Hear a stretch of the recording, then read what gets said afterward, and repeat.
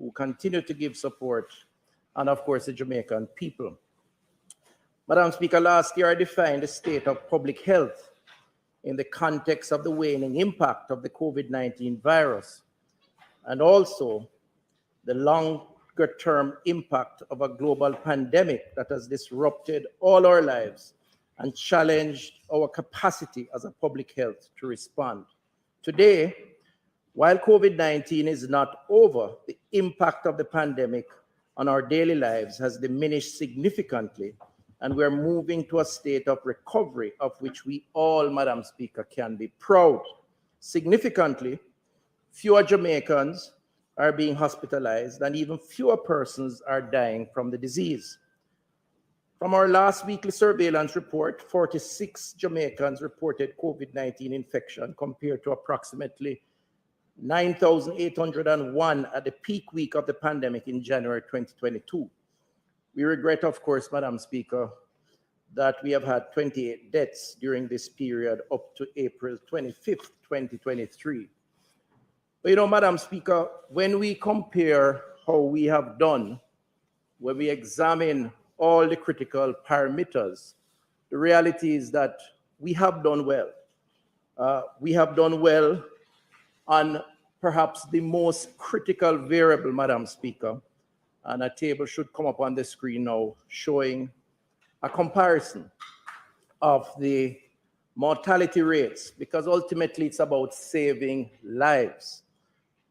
And if you look at deaths per 100,000 population, Madam Speaker, Jamaica, when compared to countries like the US, the United Kingdom, Italy, Trinidad and Tobago, St. Lucia, Bahamas, Barbados, Guyana, Antigua, Barbuda, Canada, Jamaica, on a per capita per 100,000 mortality rate has done better than all of those countries, Madam Speaker. I'm sorry you're not seeing the table. 118.7 deaths per 100,000 population for Jamaica. The US was 341, UK 325, Italy 311, and I could go on and on. And so, for COVID deaths. And so, Madam Speaker, while I hear sometimes, and I think it's important for public commentary and debate around these issues, it is a nationally important issue, to criticize us as failing because of low vaccination rates, and that is a concern. The reality is when it came to saving lives, we did better than most, and it's something that we should all be proud of.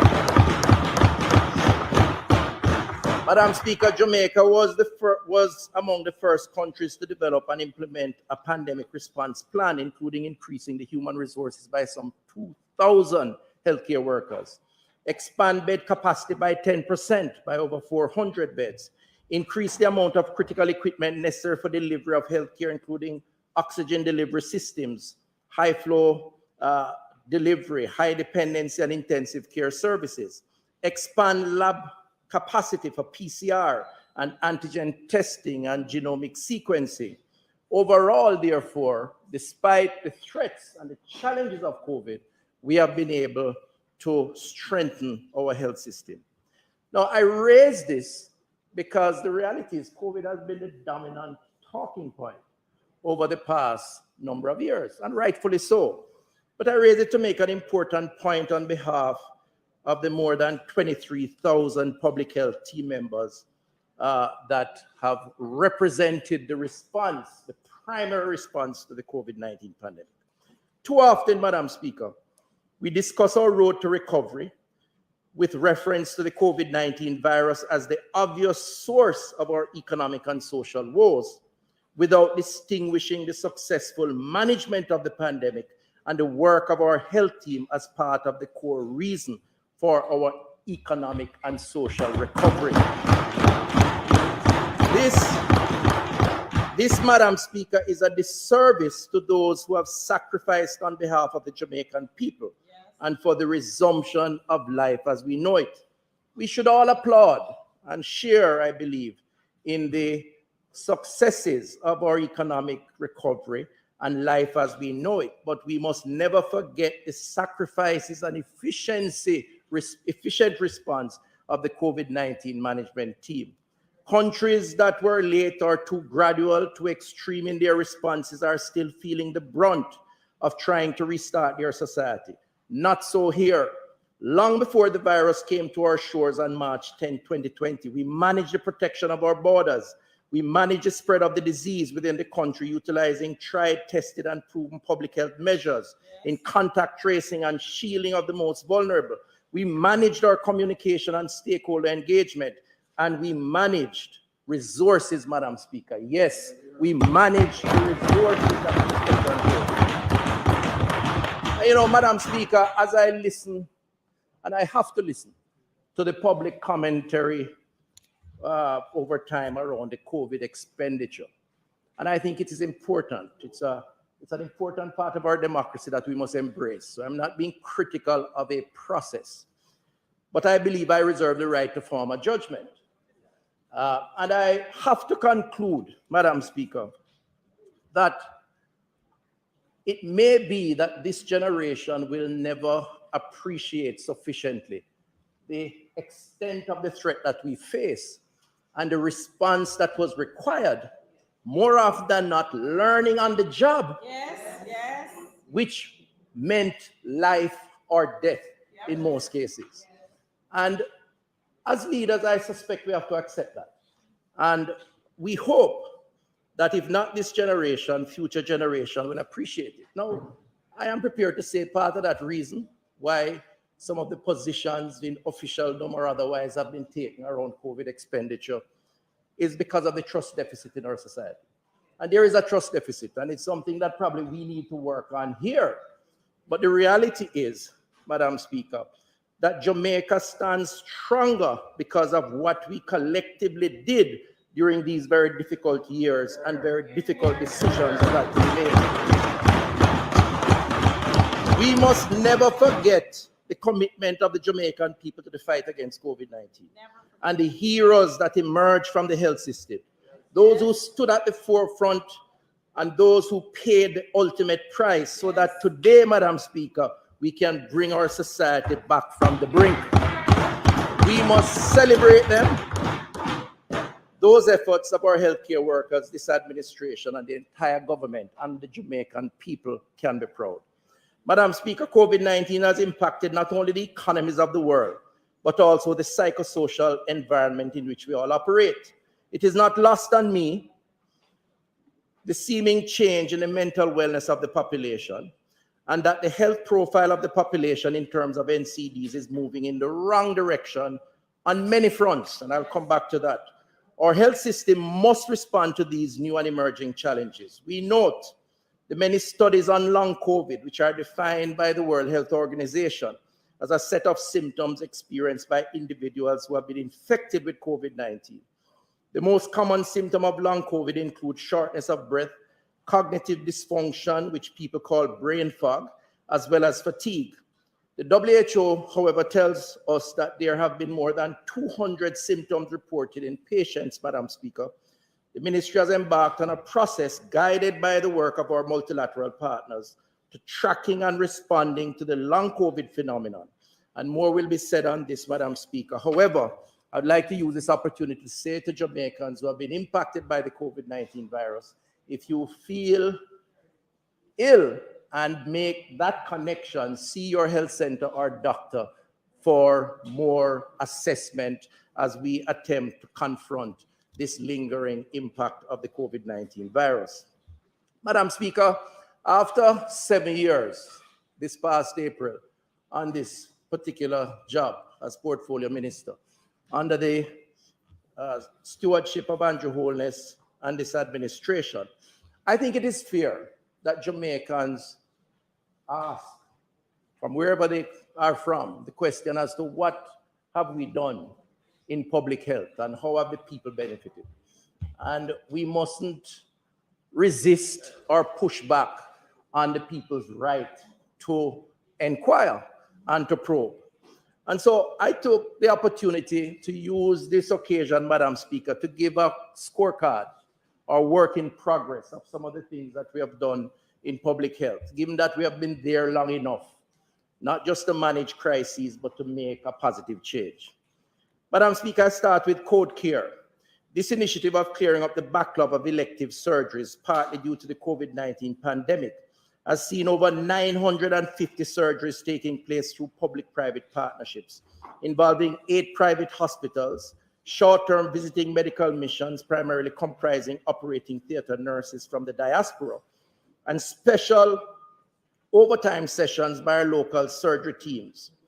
Despite some doubts about this program, Madam Speaker, to date, some 950 Jamaicans who have been waiting, in some instances as long as 6 years, for a surgical procedure have benefited under the Code Care program, Madam Speaker. Madam Speaker, despite the doubts, we have demonstrated that through creative thinking and determination, we can join forces through a collaborative health team to provide relief to hundreds of Jamaicans who were suffering in silence or suffering aloud for years, waiting on these badly needed surgeries. Like, Melissa Gale, who is 40 years old from Hanover, who told me that for 3 years, she was scheduled to do surgery for fibroids, suffering each month, excessive bleeding, can't go to work, downtime, pain and suffering. Well, under Code Care, she got her badly needed surgery, and she has said thanks, and she's happy.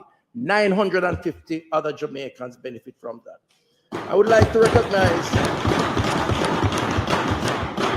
Madam Speaker, I'd like to recognize the team of the ministry who worked to reduce our surgery backlog, and particularly those who embraced the concept from the start, because there was some resistance. I want to recognize in particular Dr. Delroy Frey, clinical coordinator at the Cornwall Regional Hospital, a healthcare hero who has given 38 years to save lives and now sits as an example not just of the status quo, which he could easily do, having been a 38-year veteran, but an example of change, because change was necessary to solve a particular problem on hand.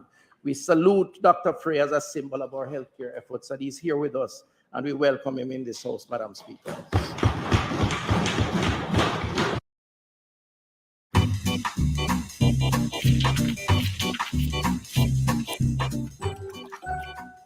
There's a better way to clean up the work schedule. Try when I work. I say, I understand the concept.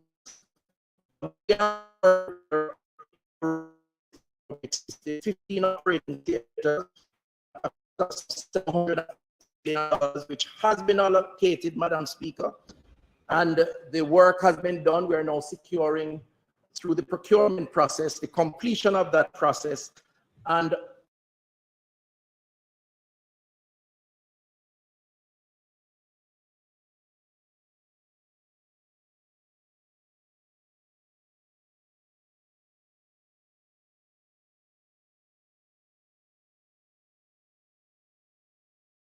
I say to those who are concerned, with time, we will repair spending that $750 million. In the meantime, Madam Speaker, Code Care will continue into the next year, given that we have only achieved 50% of our target, and we will seek to do another 1,000 surgeries in this financial year. We are catering to the concerns of Jamaicans and those who need it most. Madam Speaker, public health is going digital. And this is not an announcement. It's not just talk. It's action on the ground. I'm giving a work in progress with $2 billion Jamaican dollars that has already been committed, an expenditure that has started. Our game-changing digitization of the health system has started with 754 million contracts signed for an implementation period of 18 months. And support services of 15 years, support services being critical. This year, we'll continue the implementation of 15 health centers and the full rollout of electronic health record system in these facilities by early 2024.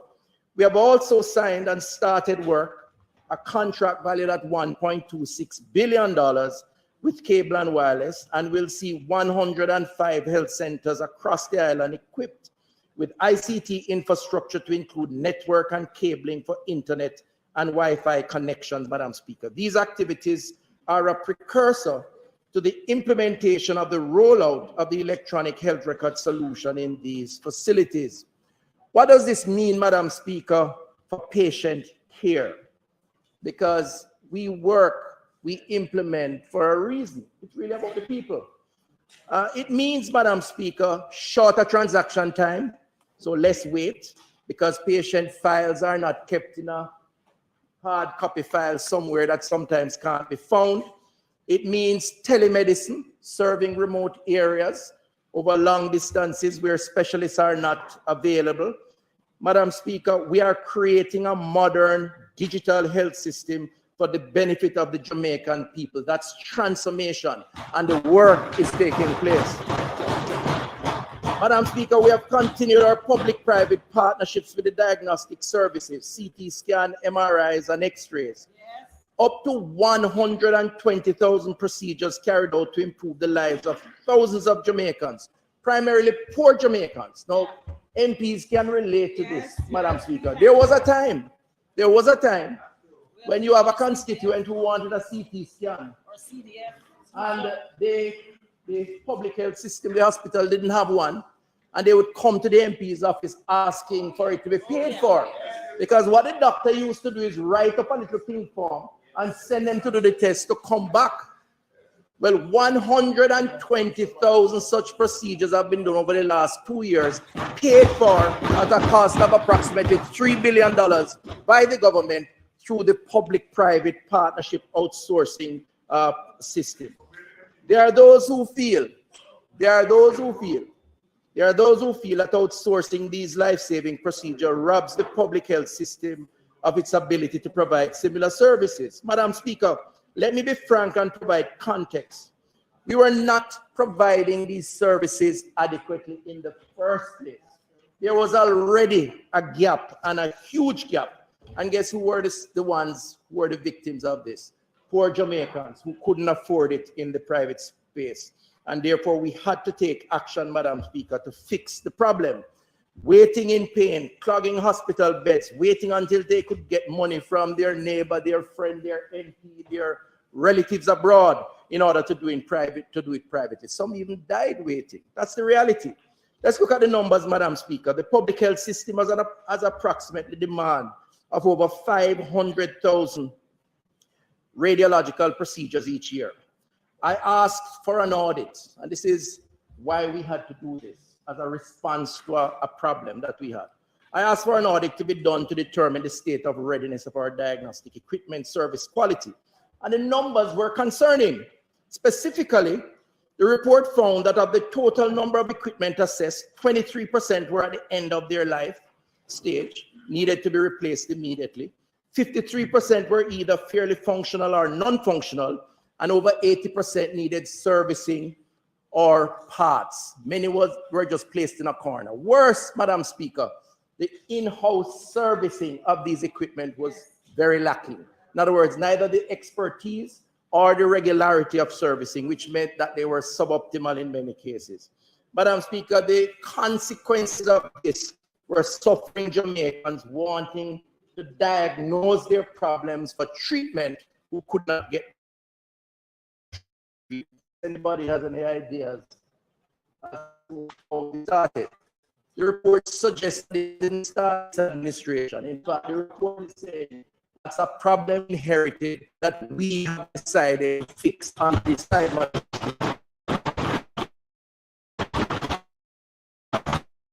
We have to look at it, and we want to do something.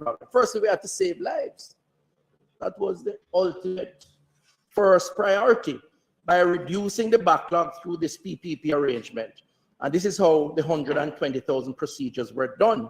Imagine the misery index if we never had these facilities available. Some of these people would still be waiting, Madam Speaker. But secondly, developing a more robust repair and maintenance schedule to ensure that we get value for money from the government's significant investment in diagnostic equipment.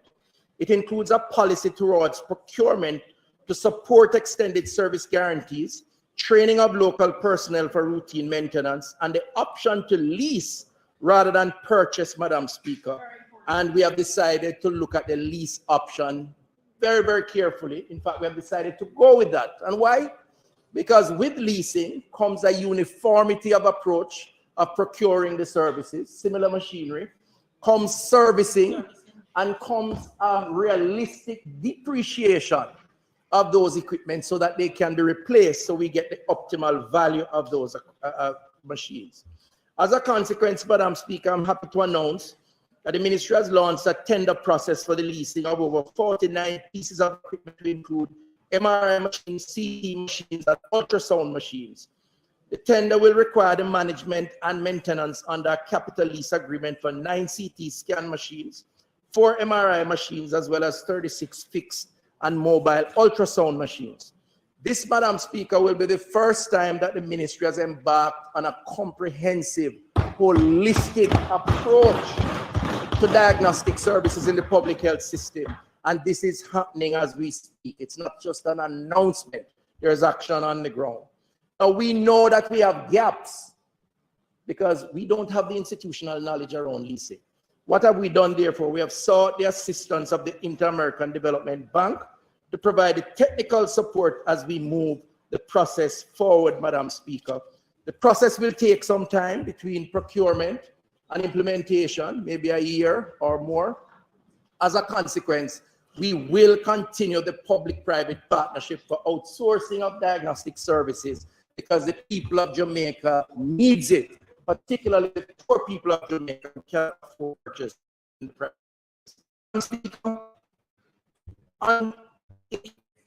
As I see work in progress, I want to remind us that we tabled last year a primary healthcare reform document. Today, I'm pleased to lay on the table of this House, Madam Speaker, a human resource for healthcare clinician workforce document.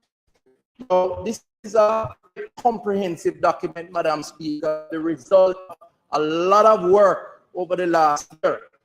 And simply, what this means is that health ecosystem, industry, between the work that we've done futuristically and the compensation review arrangement, will see an additional 2,000 doctors having permanent posts established in public health over the next year or so.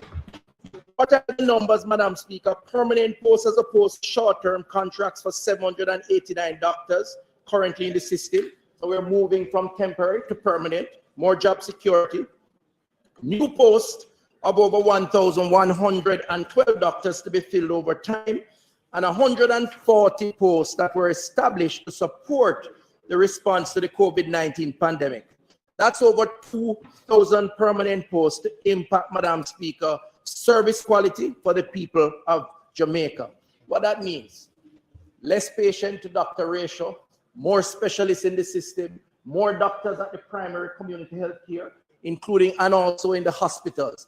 When we have more doctors, Madam Speaker, it means that patients will get better care. This government cares about those who go to the public health system. And Madam Speaker, for the other categories of work, don't worry. We're working on nurses, we're working on the other healthcare categories, and we'll announce those in due course. I turn quickly as part of our work in progress to infrastructure. This year, the ministry has provided a capital budget of $6.43 billion, 31% increase in what has been provided for financial year 2022-23. We have more money to spend on our capital budget, Madam Speaker. Let's look at the numbers. Western Child and Adolescent Hospital is now on its 5th floor. It's building, it's going up. I'm sorry, you seem to have some issues with the screen. Otherwise, you would have seen it on the monitors. That is work in progress, Madam Speaker. We have spent some through the grant from the Chinese government, some $450 million, and we are slated for completion in 2025. When completed, the facility will boast the only adolescent hospital in the English-speaking Caribbean and the second pediatric facility in the island. The Spanish Town Hospital, long overdue for major overhaul, Madam Speaker, is scheduled to break ground on July 2023 at a contract price of some $6.4 billion to be spent over the next 2 years, Madam Speaker. Not an announcement. The work has started. We have almost completed the procurement process. This state-of-the-art 7-story, 100-bed facility will boast 7 operating theaters, a new accident and emergency center, a new pharmacy, several other support services, including lab and other diagnostic services. Under these investments, Spanish Town Hospital will see services expanded in cardiology, oncology, hematology, ophthalmology, and ENT, Madam Speaker. We will see a new expansion of this is not just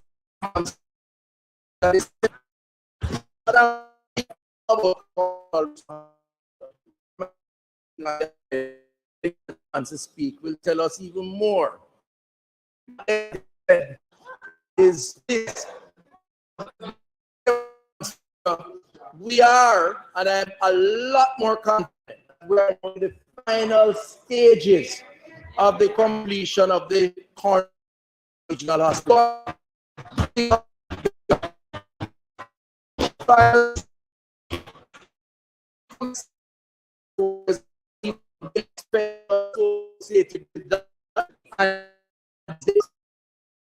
And we begin to reoccupy the main building by the end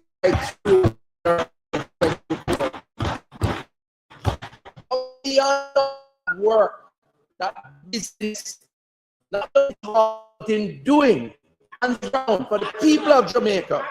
There are a number of infrastructure projects that are unnoticed yet are making a big impact the quality of patient care. I must recognize it. Yes. You must recognize it. You know, at the primary healthcare level, these are stories that focus on improvements in patient waiting areas and staff facilities, and addition of basic equipment for improved patient response. These are stories that portray the benefits of partnerships in improving healthcare delivery. Madam Speaker, since 2018, over 100 health facilities have been significantly benefited from investment right across the island at an approximate cost of some $4.4 billion to right-size and renew primary health care. I want to use the opportunity because this has been a big partnership. And public health is about partnership. No man stands alone. COVID has taught us that. No matter how powerful you are as a country, as an individual, no matter how much money you have, health is not a one-man thing. You're going to be worse off. Which is why sometimes I appreciate the comment from my colleague on opposite, because sometimes he says the right things. Not all the time, but sometimes. Madam Speaker, I want to use the opportunity to thank the National Health Fund, the Chase Fund, the Tourism Enhancement Fund, the Pan American Health Organization, the European Union, USAID, UNICEF, the Rotary Club, Food for the Poor, various private sector and other interests, the IDB, big player, big partner, for the collaboration on getting these 100 health centers in the communities upgraded in one month, Madam Speaker. I particularly am proud of the Adapt Clinic program, which was launched in 2017 to help coordinate and direct support of our health system by persons primarily in the diaspora, but also in corporate Jamaica. You know, since that program was launched, the Adopter Clinic, we have had 43 adoptions. That's a lot. Nice. 43 health centers, some of them in some parts of the world of the country that some people would forget, right? But they're serving people, adopted by our friends and family members in the diaspora or corporate, and 200 million Jamaican dollars committed by those individuals to adopt those health centers. I want to thank Mr. Stevens, Mr. Cephas and the Health Foundation for managing this process, because they have done a good job. Mr. Courtney Cephas. Madam Speaker, I have to talk about the University Hospital to reinforce the fact that we're not just talking. Action. Because, you know, there's a lot of talk going on. The environment is toxic in so many ways. You know, I say toxic Twitter, not because I don't use it, but because sometimes when I see something said on it, everybody's an expert. Everybody's an expert. And guess what? I love the need to express yourself. So I'm not suggesting we shouldn't, but I'm also supporting truth.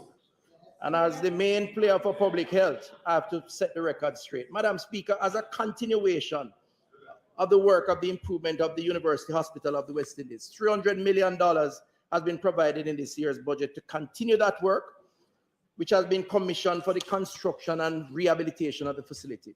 We have gone to tender. I understand that that process will be completed soon for reworking the ring road, expanding it, clearing the site for a greenfield building valued at some 30 million US dollars, a 6-story building to renew and restore the University Hospital of the West Indies.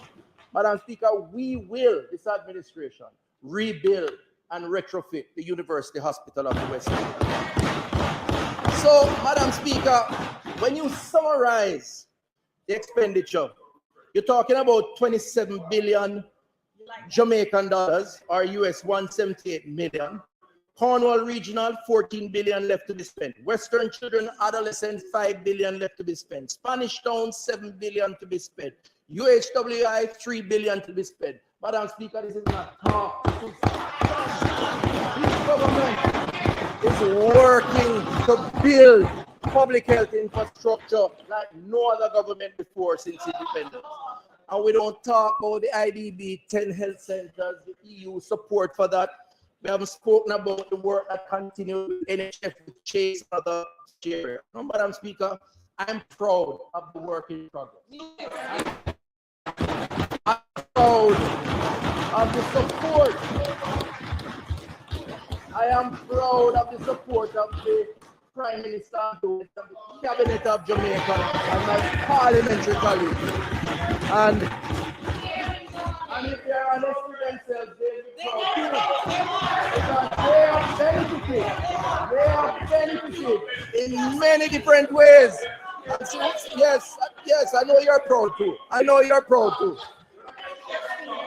I have had many discussions in private quarters, and I know that they are proud. Right, remember? The public health expansion that has taken place. Madam Speaker, I want to ask indulgence and a little focus on the point I want to raise. It's very important. And, Madam Speaker, this is not a happy topic. It's not a happy topic, but it makes a big point. You know, in 2020, Madam Speaker, some 22,000 deaths were recorded, mortality figures in Jamaica, 22,022 to be exact.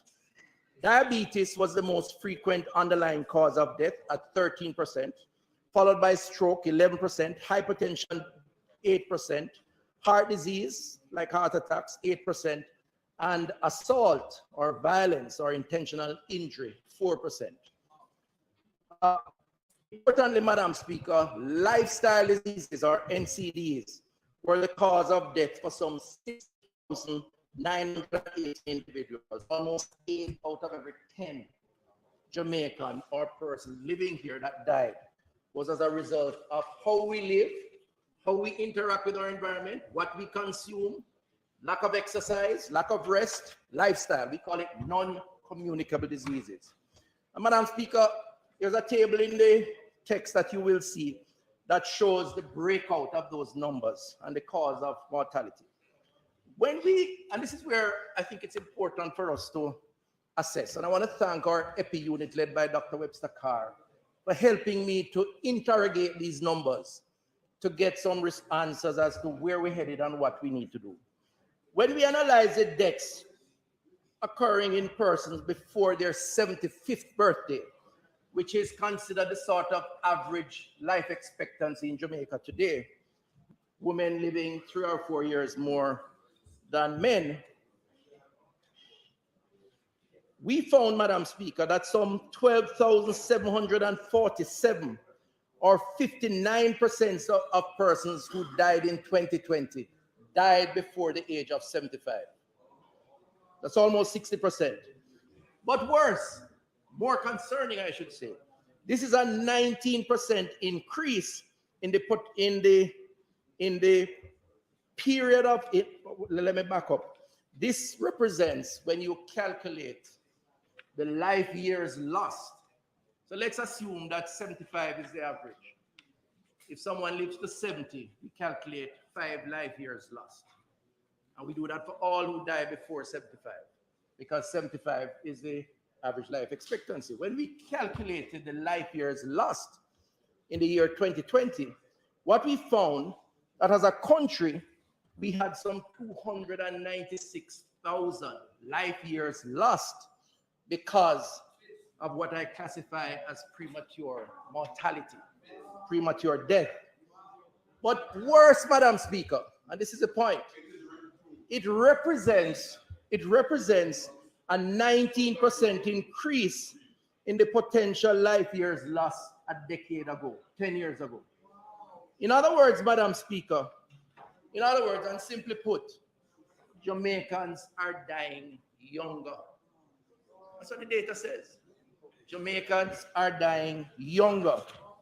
In 2020, Madam Speaker, lifestyle diseases were the cause of 144,000 approximately life years lost, representing a 30% increase in potential years of life lost when compared again to a decade before, Madam Speaker. Now, Madam Speaker, what this is saying in simple terms, and I don't want to get too overcomplicated because I want Jamaica to understand, every Jamaican. What is clear is that Jamaicans are seeking health services at a younger age, and that Jamaicans are dying at a younger age. And they are dying primarily from lifestyle-related diseases. Let me make the connection, Madam Speaker, with some examples. In 2017, 1 in 3 women aged 15 years and older had never had a pap smear, while greater than 2/3 of women have never had a mammogram. 28% of Jamaican men aged 40 and older have never done a digital rectal exam, for all sorts of reasons that we are aware of. In a study exploring health-seeking behavior of older males, it was found that 2/3 of participants had not visited a doctor or health facility in the last year. Only 35% of participants had ever done a prostate exam. Giving you some examples, Madam Speaker. So let's roll that in to one's happiness, earning capacity, quality of life, longevity of life.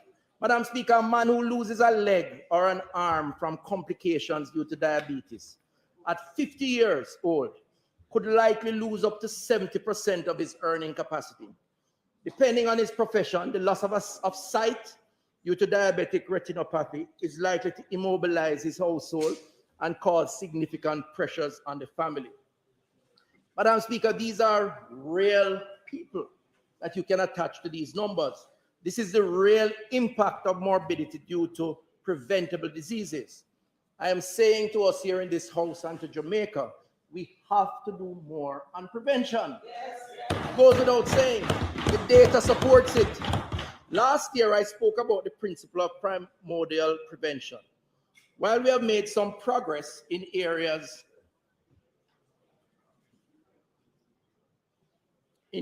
such as trans fat elimination, school nutrition policy, we still have work to do in the area of prevention as a means of controlling costs to our health budget. But even more importantly, reducing in health and premature mortality, Madam Speaker, requires a lot more work. In essence, we need to know our numbers. Yes.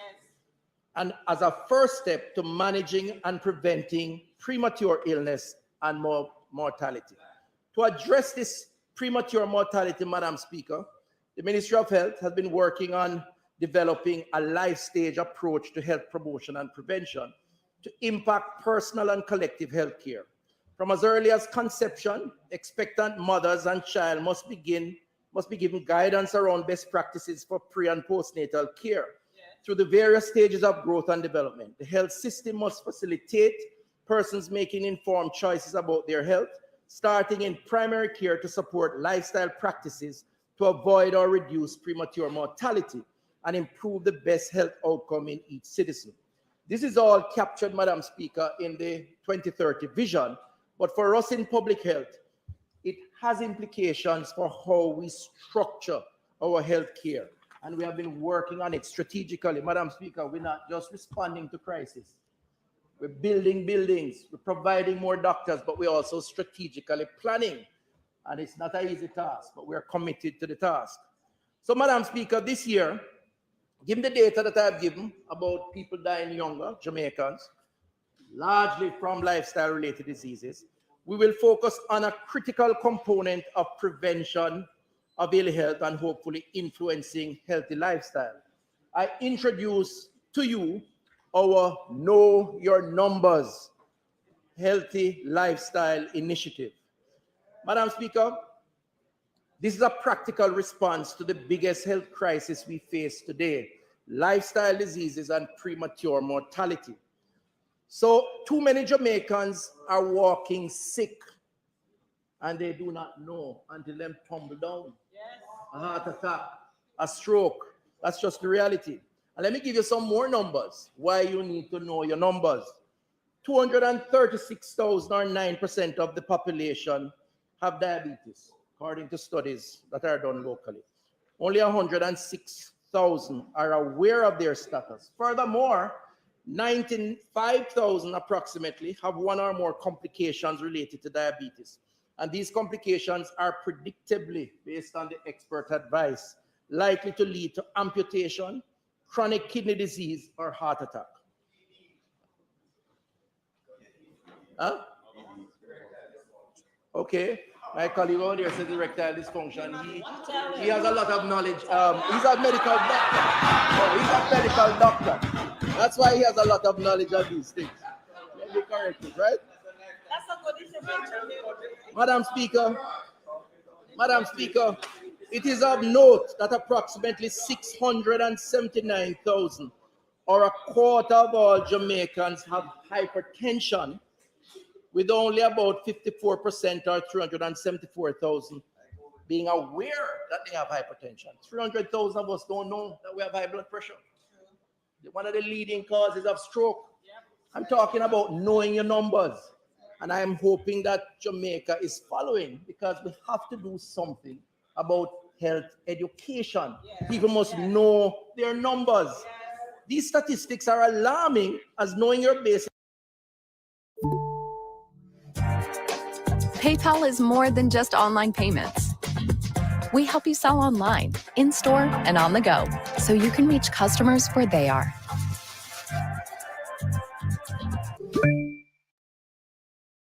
Modifiable risk factors in the clinical dictionary. So let me tell you about stroke, because I had the reason to study the numbers for a conference I attended. In 2020, almost 7,500 Jamaicans had a stroke. 2,400 died. The rest, for the most part, had a disability. They needed therapy. They had to stop from work. They had to have somebody taking care of them. 7,400 plus, almost 7,500. I hope it makes the point, Madam Speaker, why we need to know that our blood pressure is high and why we need to take action early.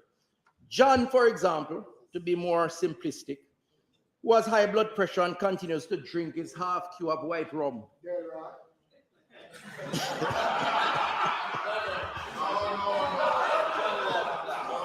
Well,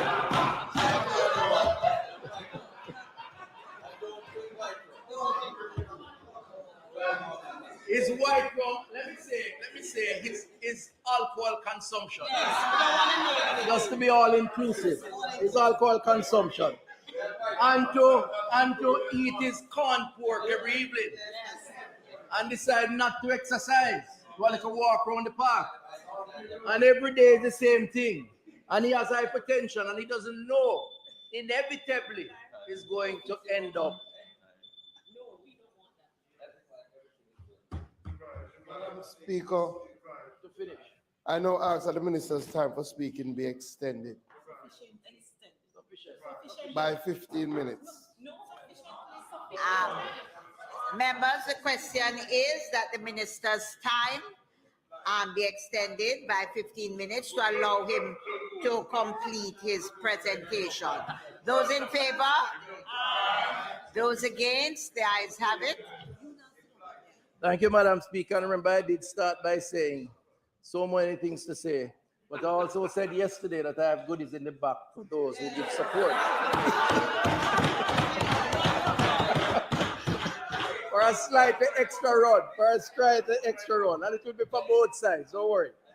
So, Madam Speaker, I'm saying that John, who could be Chris, who could be Juliet, who could be Rhoda, it could be anybody who has this condition based on lifestyle practice.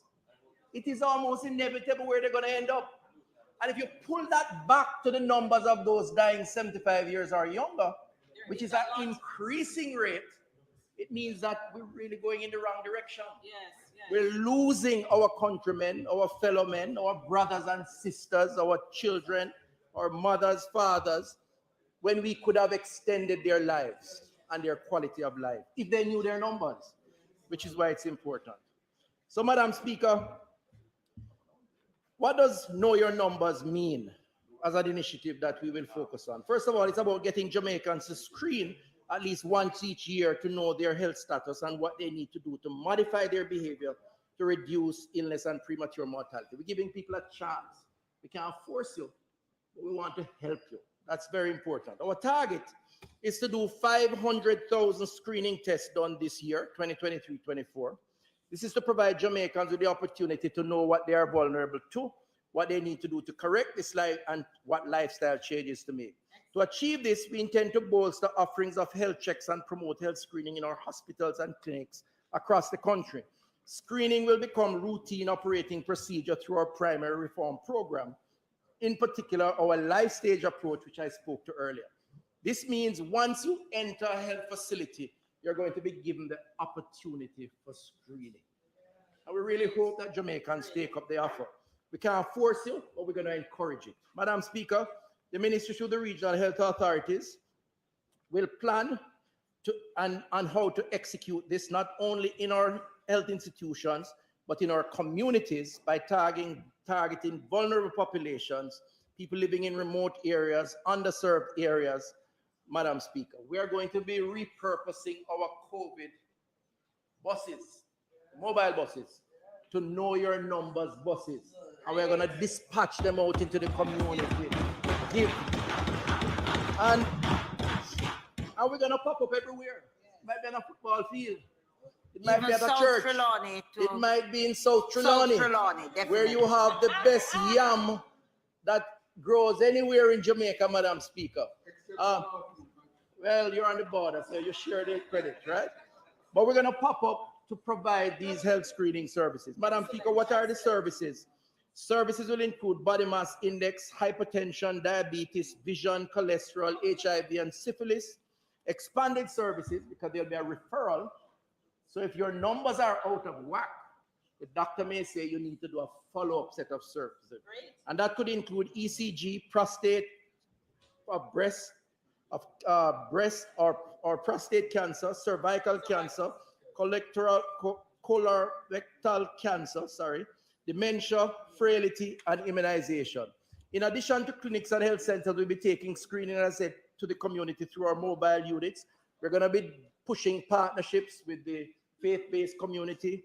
We're going to be taking screening to corporate Jamaica.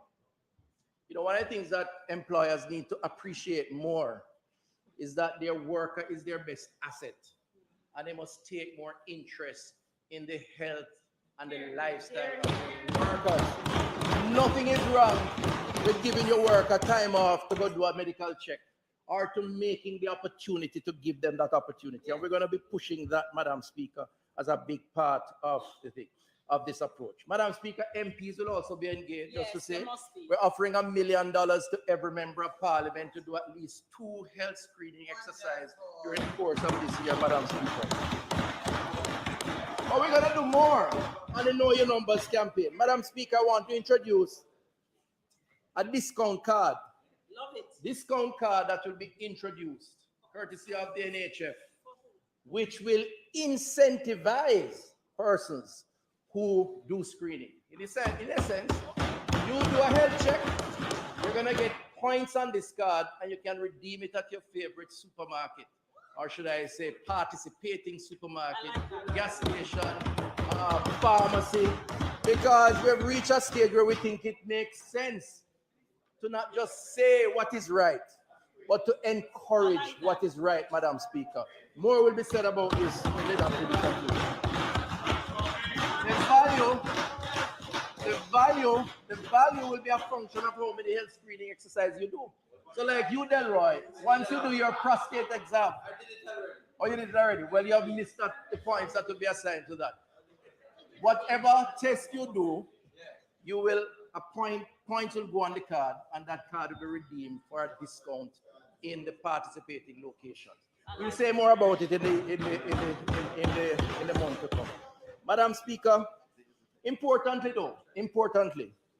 the program will feature a pathway to care and ensure that once diagnosed with any chronic illness, or bringing it right through to the end, persons can immediately be referred to treatment to manage the condition.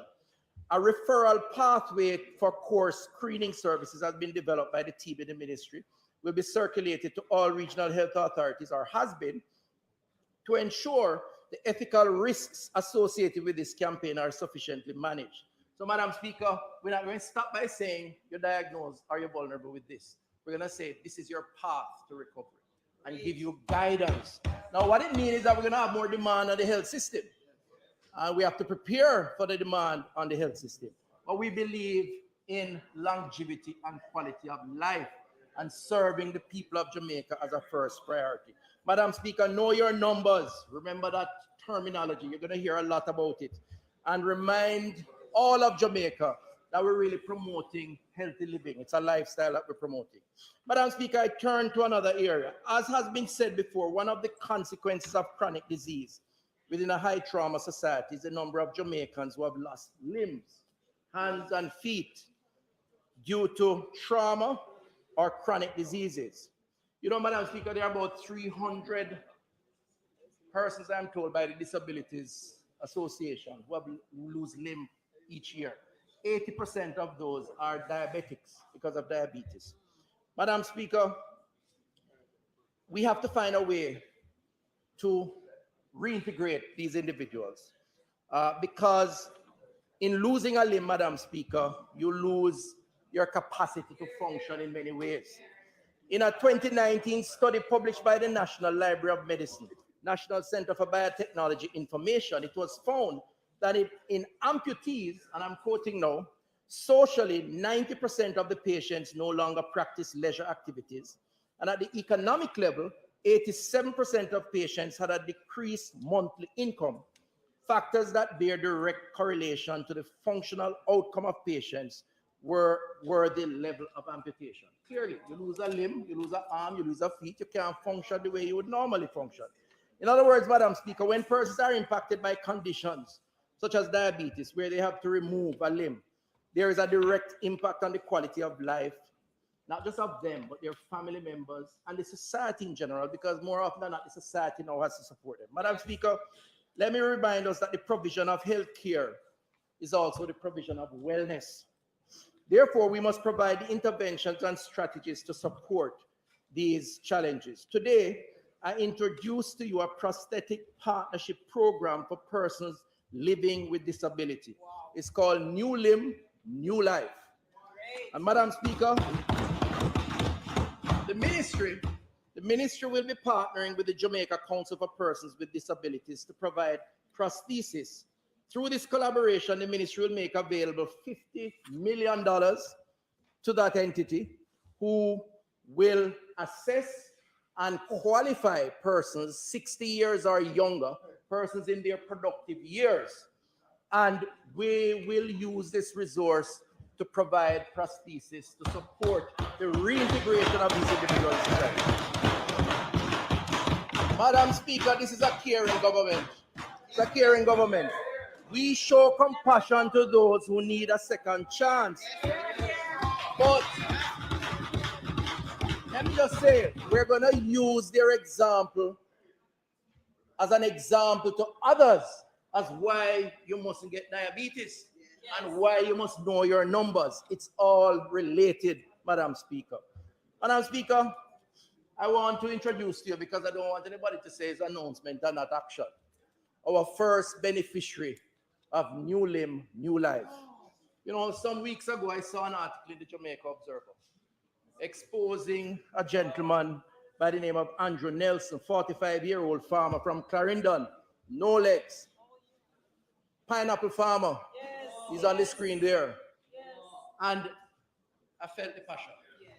First of all, I want to commend him on his industriousness. Jamaica can do.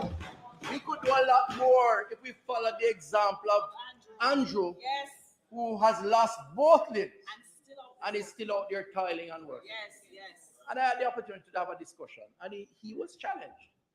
And while we're developing this program, I say, you know, something, Andrew's going to be the first beneficiary. Madam Speaker, I am happy to announce that Andrew has already been measured, the legs ordered, and he's here with us in the gallery right now. There he is right there holding up his hand. Madam Speaker.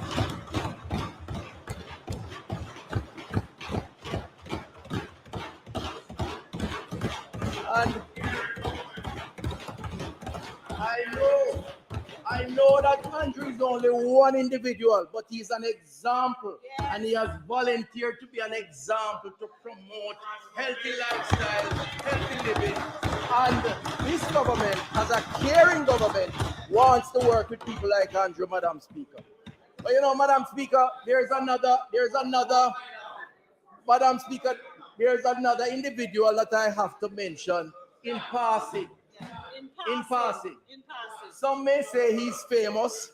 Some may say he's infamous. It depends on the position you take. So this person had an unfortunate, and I'm serious, unfortunate event on Old Hope Road. Infamous. Going to a place that he likes to frequent, that I have never been to.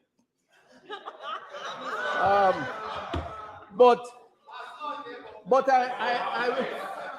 I will tell you, he and I have been to the same church. Really? But he calls me Brother Chris. Really? But he only does it in private, not when he's on social media. When I'm on social media, he finds all the perceived flaws that I have and promotes them. But nevertheless, the long and short of the story is that Mr. John Polak, and I pulled these pictures from social media, by the way, so I didn't pull it from a private space, had an unfortunate incident, and we reached out, and we provided him with the support.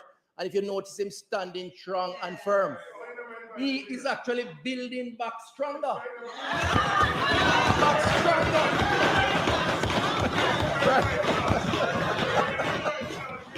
And you know,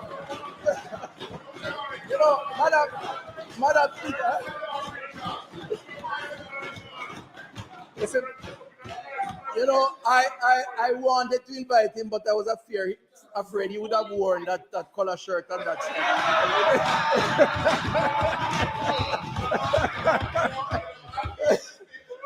But you know, Madam Speaker, let me just say that when John says a lot, and I know I'm spending 15 seconds on him, and maybe he doesn't deserve it, but he spends a lot of time on social media, and he's quite toxic about us on this side. But you know, if I had the opportunity to do it over again, I would do it. Yes. I'll do it. Because this government cares about people, even when they don't care too much about us. It's what we define caring as a government. And I want to wish him all the best. But I just want to encourage him to tone down on some of the inaccuracies that he puts out every day on social media. Madam Speaker, I know. Madam Speaker, the founding principles, and by the way, Madam Speaker, if you notice, half of my 15 minutes was disruption by the other side.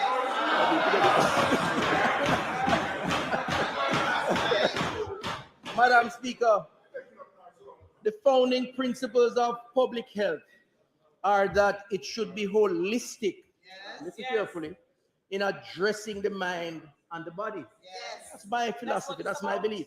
We're in a battle for good health. That is as much about the mind as it is about the physical being. The physical being, including appearances, can motivate confidence and enhance happiness and well-being. How you feel can be influenced by how you look. Appearances, contrary to what some people may think, do matter. Madam Speaker, public health has a duty. We have a duty not just to treat patients, but also ultimately to treat them in a manner that aids their reintegration into society. Yes. In fact, we should help our patients, our clients, to reintegrate stronger and better and more confidently so they can get another opportunity to be productive citizens and lead healthier lives for themselves, their families, their society as a whole. Madam Speaker, I have a pet peeve. Maybe a cliche, but I do have a pet peeve. And let me tell you what that is. I have a pet peeve that I've long wanted to address publicly and do something about. That is in the area of oral health. Oral health, the teeth, the mouth, where there seems to be a preference in Jamaica. There seems to be a preference in Jamaica, and perhaps sometimes with good reason, for extractions as opposing to preserving permanent teeth. Yes, and it's an unhealthy practice, unhealthy part of our culture that we need to stop, and it's an underserved area. When we extract, particularly poor people's teeth, poor people, particularly when they are in the productive years of their lives,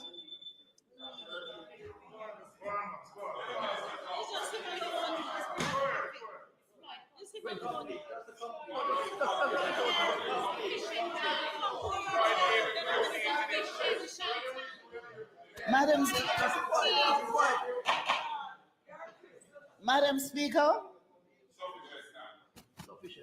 I do not want to show any preference in this house. Because I do not want the same demands to be made by others.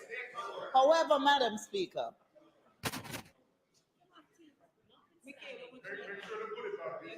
I now ask,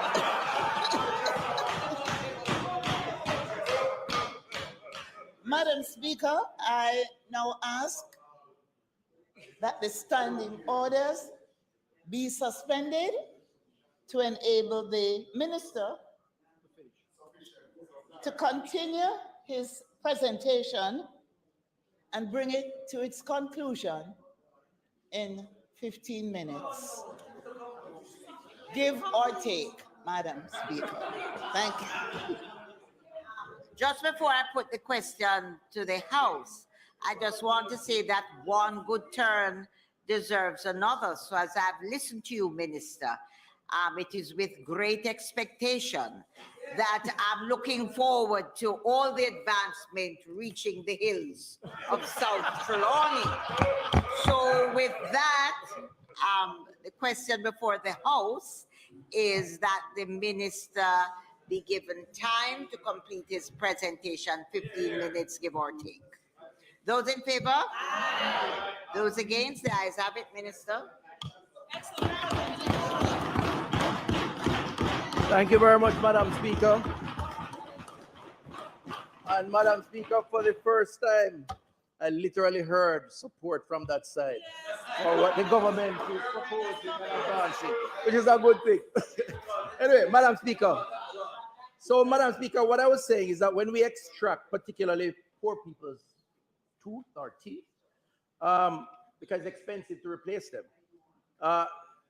particularly in their productive years of life, we might address the pain that is normally the source or cause of their visit to a dental surgeon. But we also restrict their life chances for happiness and economic gain. That's not in keeping with the principles of what we should support. It's about rehabilitation. Solving a sickness is a means to an end. It's about life and happiness and productivity. Madam Speaker, a 35-year-old man without any front teeth, let me be very blunt, is likely to be less employable and less likely to find the ideal partner in life, either in the economic sphere or the social sphere than someone who is 35 who has their front teeth. Yes, yes, true. Can I be more straightforward? And I think we have to confront it. And it has been I've thought about it. Here are the numbers, Madam Speaker. Over the past year, some 62, last financial year, 62,000 extractions had to be done as opposed to fillings and rehabilitation. In the future, where possible, we need to give those persons a second chance. This year, we will introduce a program called Second Chance Smiles. Second Chance Smiles, where 10,000 Jamaicans under 60 years will get an opportunity to apply for replacement dentures through over 82 dental centers across the island. Madam Speaker, those who apply will get measured at these locations and orders made for manufactured dentures with a training session about how you take care of your teeth. Because that has to be solved too. Because we only get in the problem in the first place because we never brushed often enough, we never did what we needed to do. But public education is key. This, Madam Speaker, we expect to spend some $60 million on this program over the next 18 to 24 months. We will be conducting also, very importantly, an assessment of the oral health program to see what measures can be implemented in the future to support teeth or tooth-saving procedures instead of extraction as a first option. We also need to examine, Madam Speaker, by the way, the policy of overseas missions coming to Jamaica. More often than not, with dental students who can't just extract in America or anywhere else, and Jamaicans are used as a kind of clinical, practical training ground for extraction, and that's something that we're going to look into. We'll also be continuing our schools' good oral hygiene intervention, and we'll explore partnerships with the private sector to promote good oral health. I want to encourage any private company to come on board on this oral health program. It probably could mean good business for you if you're in that line of business. Madam Speaker, we're not just talk, we're action. This government. I am not just announcing the program. I am also saying that the program has started. Yes. Because we have our first beneficiary of Second Chance Smiles, a gentleman by the name of Ashman Brockup Clark, 43 years old from Westmoreland. You know, when I spoke to Ashman, aka Brockup, and there's a reason for the Brockup thing, but I won't go into that here. He said to me that, Minister, the reality is, and I met him some time ago, he said, Minister, the reality is that I love certain types of food, but I can't eat it. He said, I started losing my permanent teeth from 13. Wow. He's 43 now. Yeah, as a matter of fact, he said to me, man, I have to use the top lip, I have to drop it like flat bridge, just like push it out. As bad as that. And he said, Minister, it's hard to get a girl too. A partner, somebody who I like and they like me. Right. They don't want to kiss me, for example. Right? I talk in his secret, but he gave me permission to say it. Well, I'm here to announce that Brockup was sent to one of our facilities, measured up, and he now has his full complement of teeth. There he is on the screen, Madam Speaker. And further, he's here with us in the gallery. I want him to stand up if he's anywhere close by. Where is he? Oh, there he is right there. What's happening here? Madam Speaker, total transformation. He has front teeth, side teeth, back teeth, and he's ready to be reintegrated into society. That is what reintegration is about, Madam Speaker. And Madam Speaker, we will support this program for 10,000 persons over a period of time. Madam Speaker, I want to turn to another area called optical screening, eye care, another underserved area in public health and healthcare generally. We all accept that a clear vision is a good enabler for economic and social prospects. I'm proud to announce that by August this year, the Cuban Eye Care program will be back on stream, Madam Speaker. I've spoken to this program already. The system has been set up, and we are now working on the work permits arrangements to get these optometrists and ophthalmologists here in Jamaica. We have programmed some 2,000 persons to receive badly needed eye care surgery under this program. We're also working to re-engage at our local ophthalmology program, and we are planning, Madam Speaker, to go into the schools this year. You know, I had a personal case, which I won't elaborate on, but the fact is there are many kids in schools who people interpret as being deviants, troublemakers, when they really can't see the board. Nobody is there screening them sufficiently. And I think it's important for us to start early so we can take whatever corrective measures. So 50 schools this year will be targeted for that.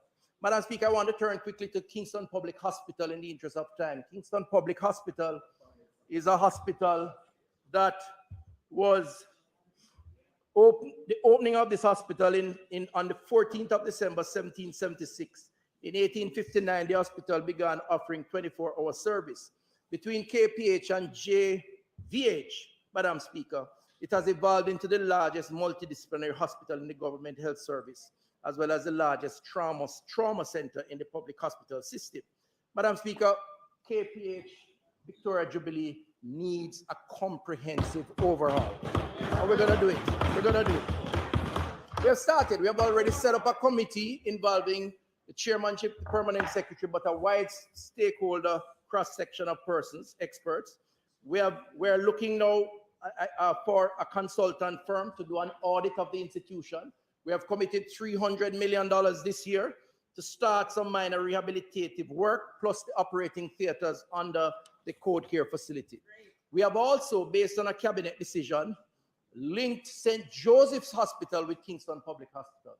And St. Joseph Hospital will be an extension of KPH, focusing primarily on oncology and nephrology. And that work has commenced. So you will see an expanded KPH with St. Joseph Hospital focusing as a center of excellence in that area. Madam Speaker, I have an able Minister of State. Very supportive. Very supportive. Ray Magliozzi here. When you need parts, eBay Motors ensures a guaranteed fit. Hey, Dave. Yep. Wait. How are those new wipers? They're small. Just go to eBay Motors where the check means a guaranteed fit. Let's ride. Beside me to help to implement the priorities of public health. And let me just name two areas that she has been a champion. One is in maternal and child health, mother and child health. Madam Speaker, we have a problem in terms of the SDG targets, Sustainable Development Goals target, which says by 2030 we should have 70 deaths per 100,000 births. We're now at 145. Now we still have some ways to go, and there's a program. But a big part of the problem, Madam Speaker, has been the extent to which we control and direct and guide mothers, expectant mothers, both in the early stages as well as in the immediate stages, antenatal care. My colleague, Minister of State Juliet Cuthbert Flynn, has been working to reverse the trend. She has been assigned to that, and she's doing a good job. Already since her appointment in 2020, she has moved to develop significant campaigns to improve maternal health outcomes. One such is the intervention in the Start Right initiative. So the objective here is to provide adolescent and vulnerable mothers with an incentive for their full participation in the antenatal care provided in the public health system. Mothers are encouraged through an ongoing public education campaign to visit their health centers. And one incentive for that is on the screen, which is a Snuddle Nest, which is essentially, for layman's argument, a crib, a starter crib. And it comes with goodies in the box. And every time the mothers go to the health center, they add another goodie to the box. Primarily people who are socially challenged or economically challenged. we encourage them to come to the health center. So we have given out 100 of those this year. This minister is going to hand out another 3,000 such snuggle nests while we educate mothers about the importance of this initiative for better antenatal care. But she's doing another very important task, which I have to mention, and that is in blood collection. You know, we don't realize how much we need blood until we need it, or a family member or a loved one needs it, because we don't have a culture of giving blood. Well, this minister who is assigned to that work over the last 2 years has done a lot. I'm excited about the innovative approach, which includes targeting schools, high schools, which she has done so far, going into 4 schools to get them not just to give blood, but to become regular donors, which is an important thing.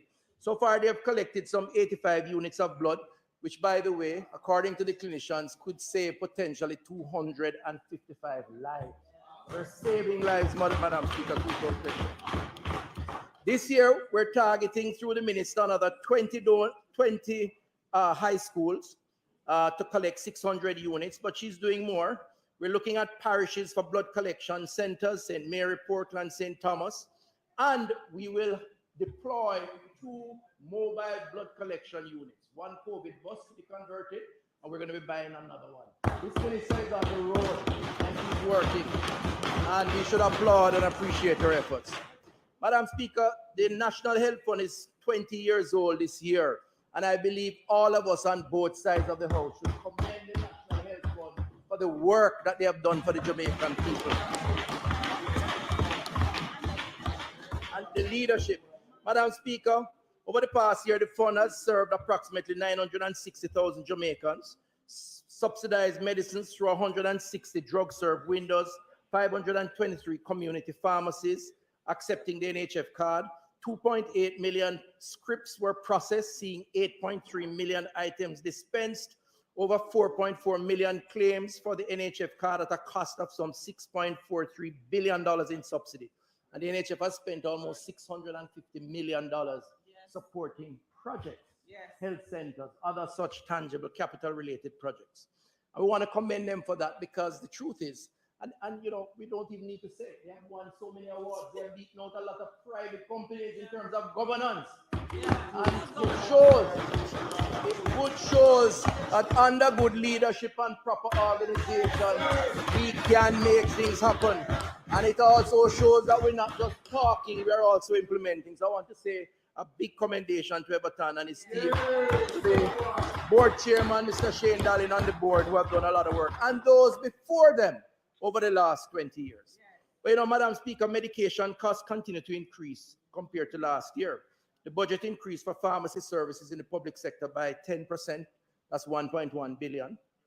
NHF card by 21%, 1.59 billion. So it segues, therefore, into a conversation around healthcare financing.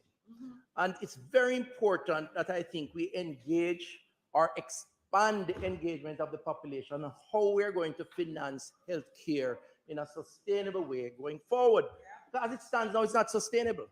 If we do not achieve in terms of some of the prevention methods, we're not going to be able to buy enough medication or build enough hospitals.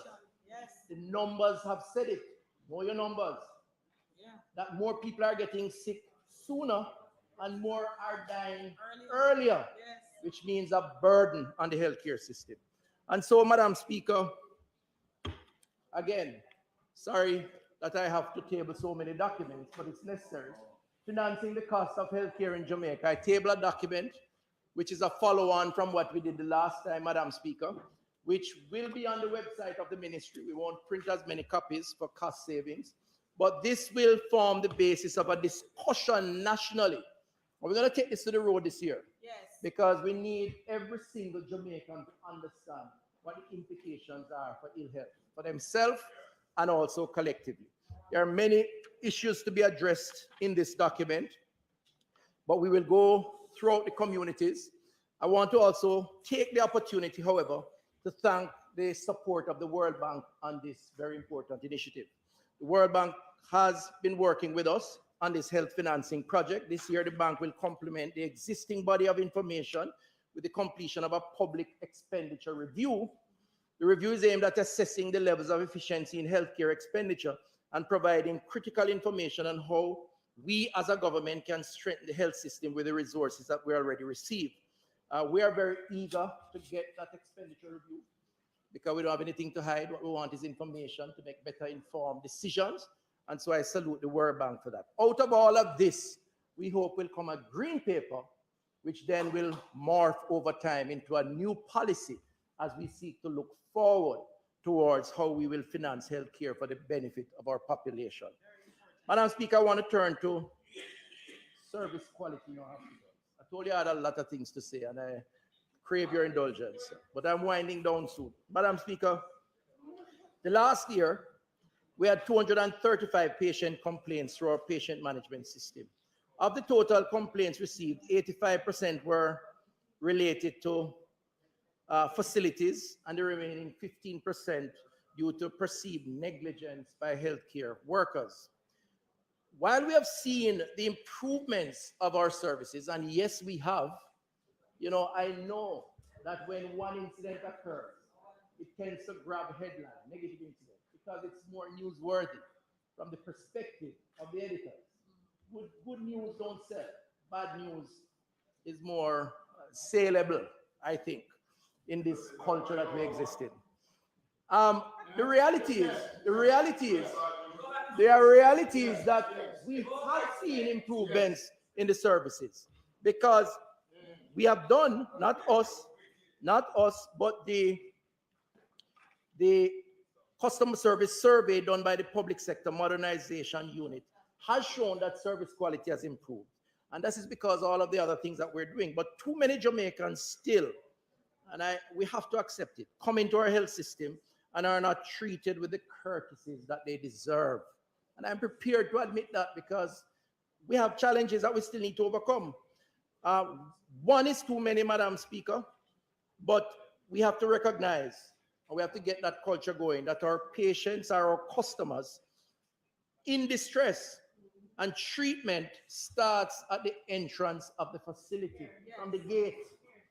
And that is a missing culture that we have to reinforce and develop. So, Madam Speaker, this year we'll be continuing on the compassionate care program. We're going to be building out the wait space and all the associated services because we can't stop waiting. There's no country in the world where health is free, or even cases where it is paid for, where you don't have to go and wait. And it is a misnomer for people to say that somehow you must go and get through same time. So I understand that when people go to the hospital, it's because they're sick or their loved ones. So they're in distress. But we who are there must understand that that is their disposition. And we must find a way to break that by reassuring them and showing empathy. Yeah. And so we're going to improve wait areas, including bathrooms, but seated areas. Percy Junior Hospital, Port Antonio, Another Bay, Maypen, Bustamante Hospital, Mandeville, as well as St. Catherine Hall Health Center, Cambridge Health Center, and Maypen Type 4. All will receive special attention this year to improve the quality of wait and the courtesies that will be extended to the patients. We will also improve access by patients of the complaints management system through the engagement of a business processing outsourcing firm. Oh, good. So you see, part of the complaint has been that people call and don't get no answer. Yeah. So we're going to outsource it. We're going to hire a BPO since we have expertise in that. So when you call, the phone will be answered, you lodge your complaint, and the follow-up will take place. And I'm going to monitor that carefully. Madam Speaker, we will also be working to expand the personnel that provide customer service. We wrote to the Ministry of Finance, we got permission, and so we're in the process now of hiring 20 new posts within the regional health authorities who will manage the customer service component. Additionally, we will be training up to 90% of our personnel in public health that have to interface directly and immediately with patients during the course of this year around the critical courtesies that are necessary. Madam Speaker, we take customer service seriously. We're not perfect. We still have challenges, but we're going to work to fix it because that is what we're about, Madam Speaker. So, Madam Speaker, two other things I'll mention and then close, and I crave your indulgence. Thanks again. And that's the area now of mental health. I can't speak without addressing mental health because, unfortunately, it's something we like to hide from. Yes, culturally. And the time is now that we need to normalize mental health within our culture because it is a normal phenomenon that we must treat with and find ways to provide therapy and treatment to those who are so affected. You know, 2 years ago, I said in this house that the Mental Health and Homelessness Task Force report said that 40% of Jamaicans at some point in their lives had a mental health issue, anxiety, depression, whatever. And then I started to count how many of us are in here because it means 5 or 10, there are 4. So, Madam Speaker, the only point I'm making is that we are all vulnerable to mental health challenges.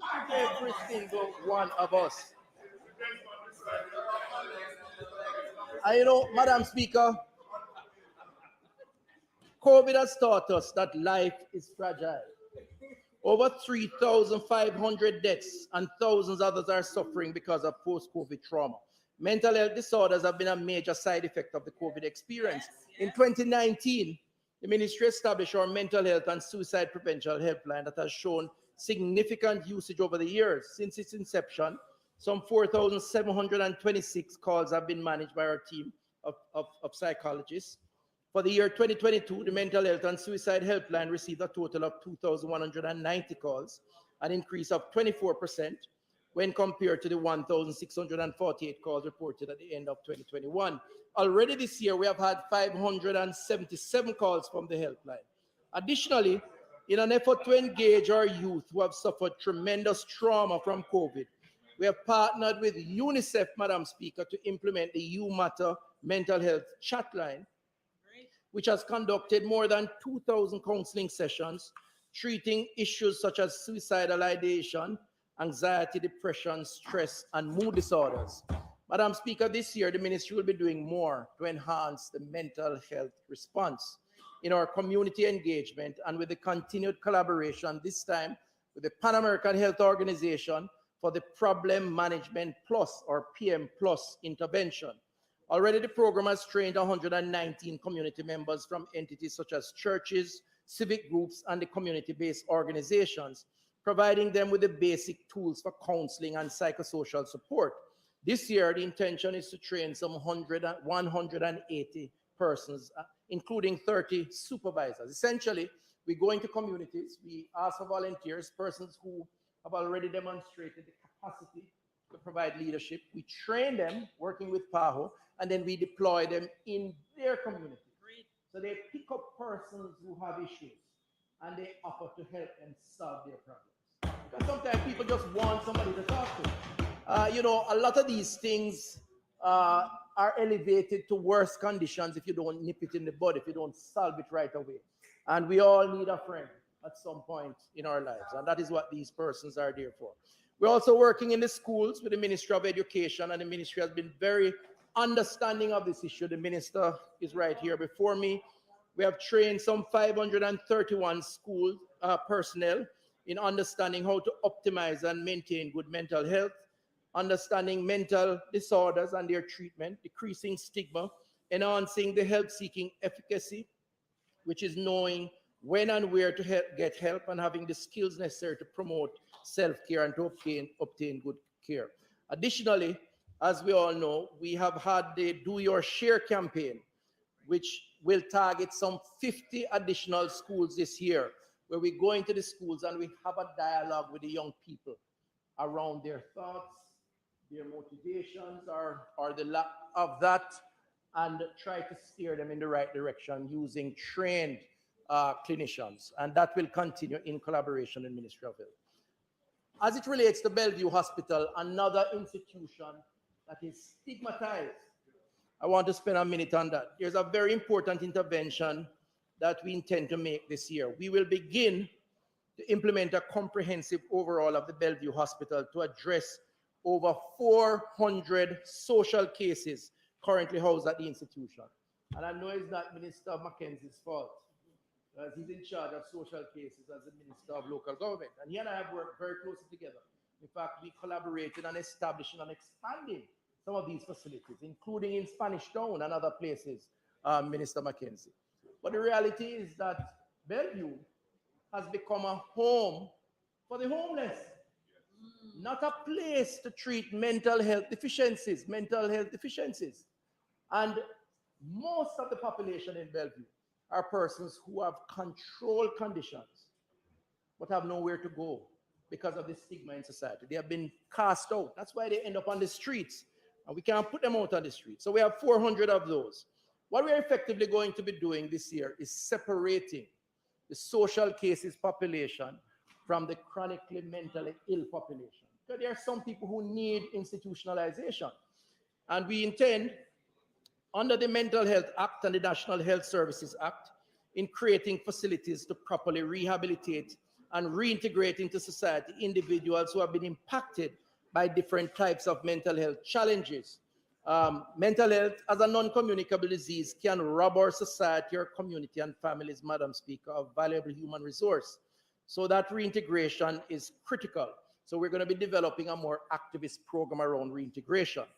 We have allocated $150 million for that, and a specific program guided by the board, headed by Dr. Diana Thorburn, and the team on the ground, the management, will make that process work, supported by the clinical experts.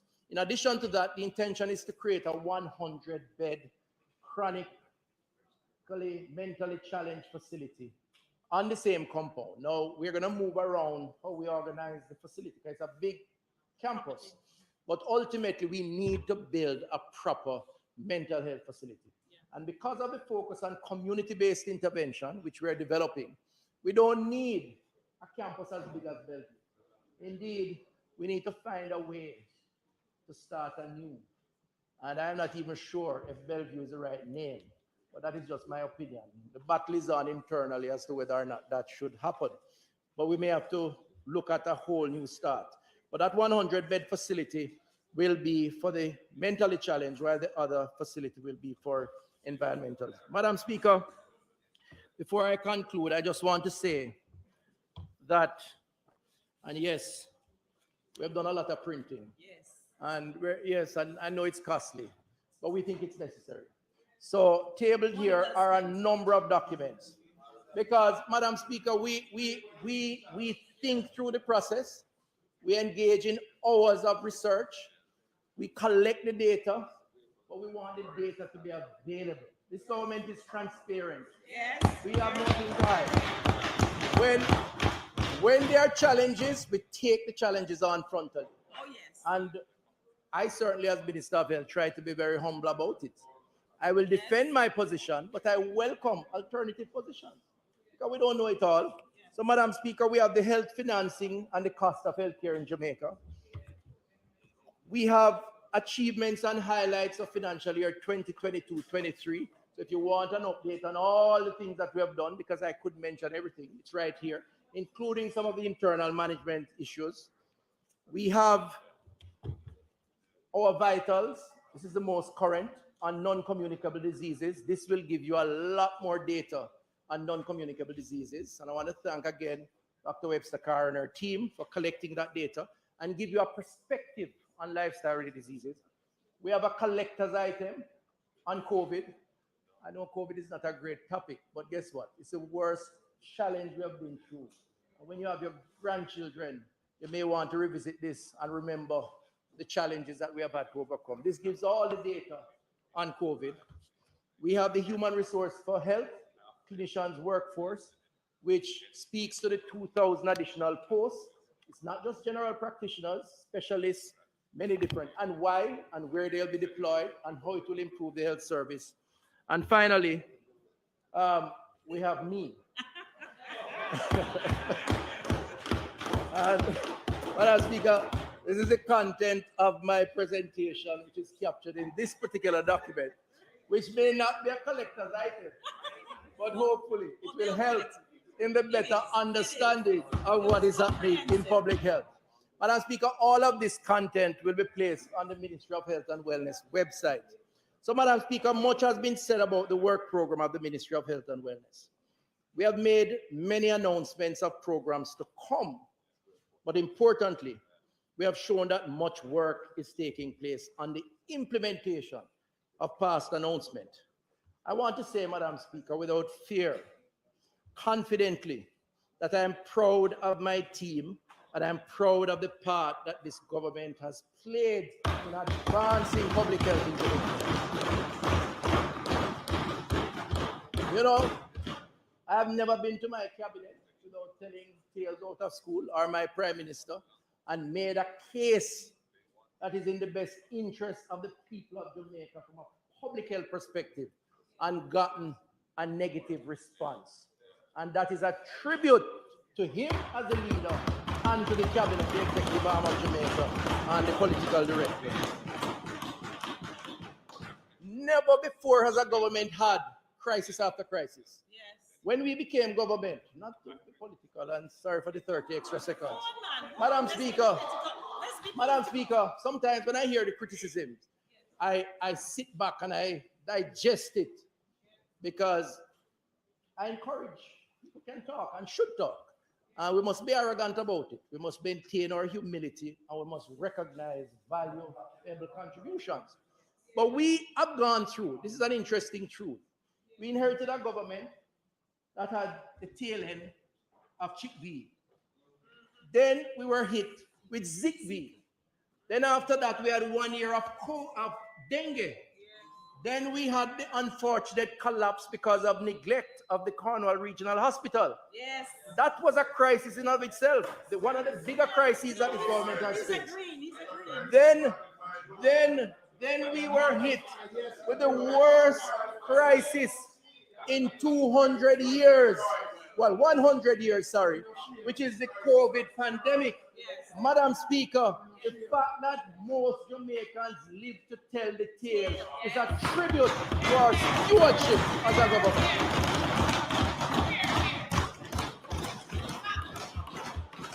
And, you know, let me just tell you, sometimes we sweat the small things. Sometimes we are critical without seeing some of the bigger picture and how it has assisted. As I said, I'm not against critique. I'm not against comments. I'm not against suggestions. But what I'm prepared to say is that this public health team and this government has not only acted to stave off crisis after crisis, we have acted strategically to build a more resilient health service, as evidenced by what is here.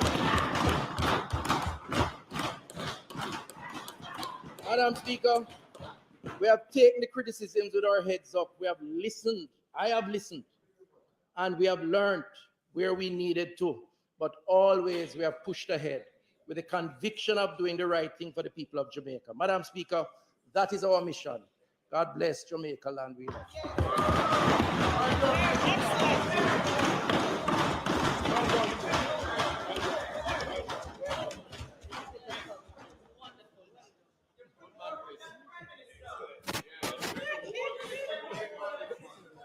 Thank you. Thanks for the program.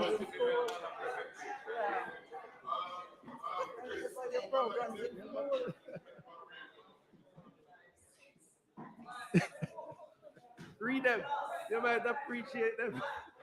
You might appreciate the content. Madam Speaker, what a presentation.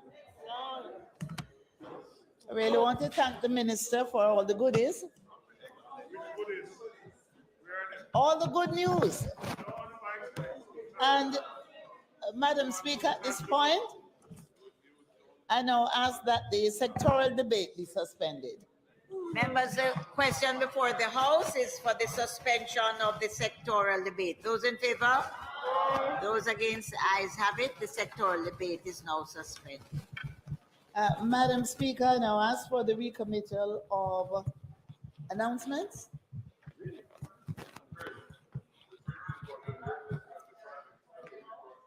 is for the recommittal of the item announcements on the agenda. Those in favor? Those against? The ayes have it. Announcements. Also laid on the table of the House today are the following.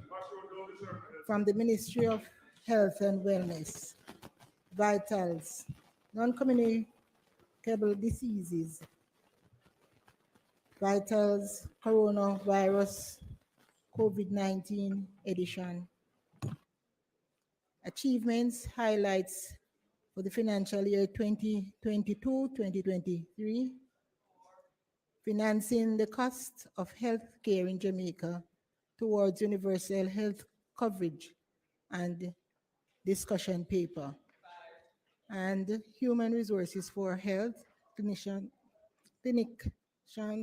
workforce. That's it. Accident and emergencies.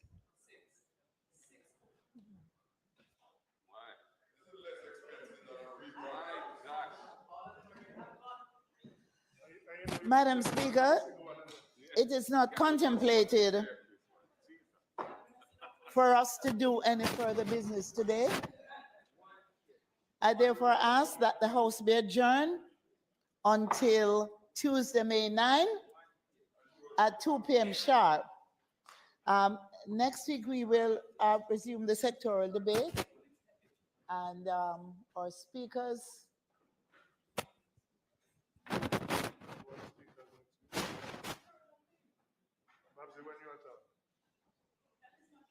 When I'm talking about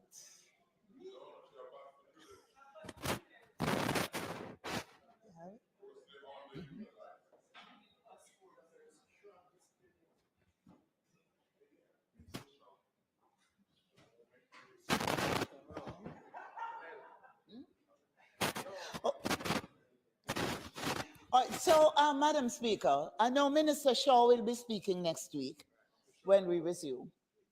So at this point, I ask for the adjournment until May 9 at 2 p.m. Thank you. Members, a question before the House is that we do adjourn until next week, Tuesday, the 9th of May at 2 p.m. Those in favor? Those against? The ayes have it. This House is now adjourned.